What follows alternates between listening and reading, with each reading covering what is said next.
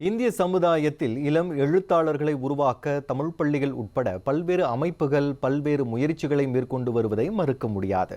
அந்த வகையில் பேரா அலகார் தோட்ட தமிழ் பள்ளியைச் சேர்ந்த 5 மாணவர்களின் படைப்புகள் பன்னாட்டு குழந்தை சிறார் நூலில் இடம்பெற்று சாதனை படைத்துள்ளது.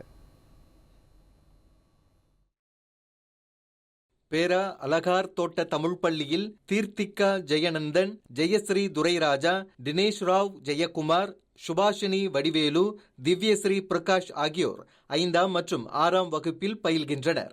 அவர்கள் எழுதிய சிறுகதைகள் கதை அரும்புகள் எனும் பன்னாட்டு குழந்தை சிறார் நூலில் இடம்பெற்ற நிலையில் சமுதாயத்திற்கும் பள்ளிக்கும் இப்பெருமை சேர்ந்துள்ளதாக பேரா அலகார் தோட்ட தமிழ் பள்ளி ஆசிரியர் கவிதா ஸ்ரீராம் தெரிவித்தார்.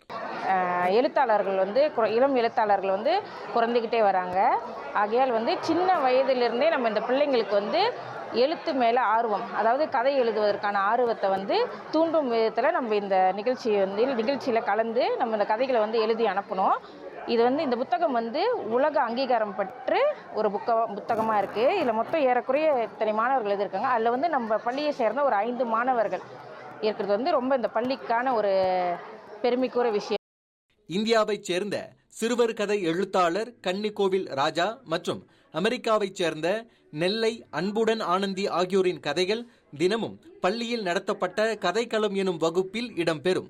அவர்களின் கதைகளும் அவற்றை செவிமடுத்தல், வாசித்தல், சொந்த நடையில் சொல்லுதல், நடித்து காட்டுதல் போன்ற நடவடிக்கைகள் மாணவர்களுக்கு தூண்டுதலாக அமைந்தது என்று ஆசிரியர் கவிதா தெரிவித்தார். இந்த சாதனை மாணவர்களிடையே எழுத்தாற்றலை தூண்டும் விதமாக அமைந்ததோடு எதிர்காலத்தில் எழுத்தாளர்களை உருவாக்க இது ஒரு தொடக்கமாகவும் கருதுவதாக அவர் தெரிவித்தார்.